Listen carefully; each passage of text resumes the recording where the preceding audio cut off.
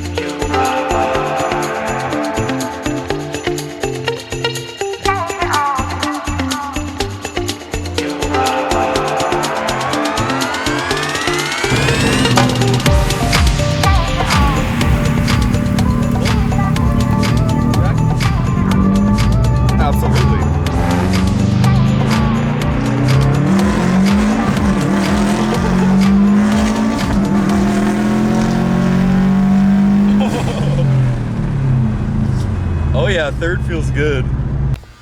If you guys are considering installing fender flares on any of your cars, what you want to know is that you want to match the fender flare to the wheel size. So basically the whole reason why you're flaring it is so you can fit a lot wider wheel on your car. So you'll want to cut the fenders and match a wide wheel to the set of fenders that you have. So for mine, I have 10.5 inch wide wheels and I have a 3-inch wide fender flare.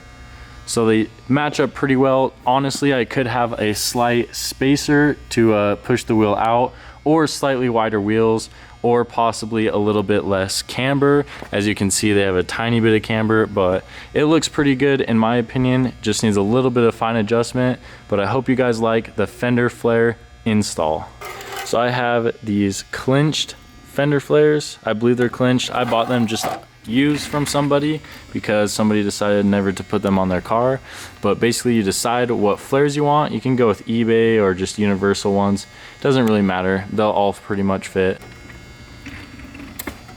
All right guys, so the first step into flaring your car is what you're gonna wanna do is cut your fenders so that you can fit a lot wider tire. Now, as you can see, this is a 275 tire on a 10.5 inch wide wheel. Sticks pretty far out, but I had to cut my fenders quite aggressively because it was rubbing pretty bad before. So once you mount the flare on, you'll want to check how bad you're rubbing and then just start cutting off away. Now, usually there's like a pretty thick lip right on the edge, and once you cut that off, you usually have a lot more clearance. So it definitely doesn't rub now, but as you can see, I had to cut a lot off of the car. Now, once you've cut, all you got to do is mount your flare where you think it would look best.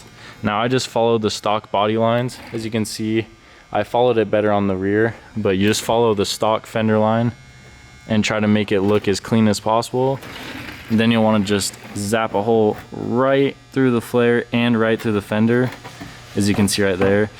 And then after that, you just bolt one bolt in. All right, this is the hardware that I'm using. It's just basic bolt and nut hardware from like Lowe's.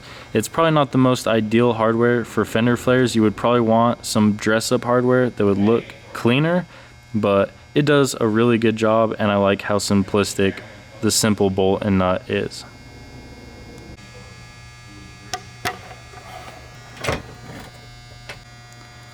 Once the bolt is inserted, you'll want to just try to screw it in. Sometimes you have to hold the nut on the back side. All right, once you have the first bolt in, you'll want to drill the next hole, and you'll drill right through the fender flare and through the fender at the same time so you can match it up.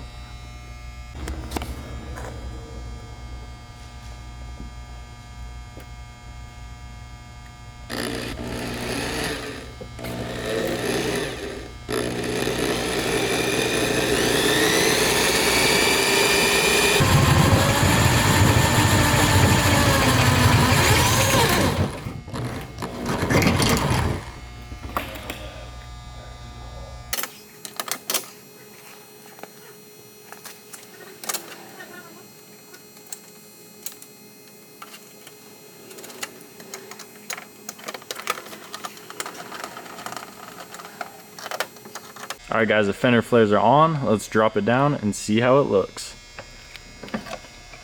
Ooh, not too bad. It could set a little bit. I personally would like the car a little bit lower, but for function purposes, it's not too bad. Be sure to let me know what you guys think of these fender flares. As always, like, comment, subscribe, and I'll catch you guys tomorrow.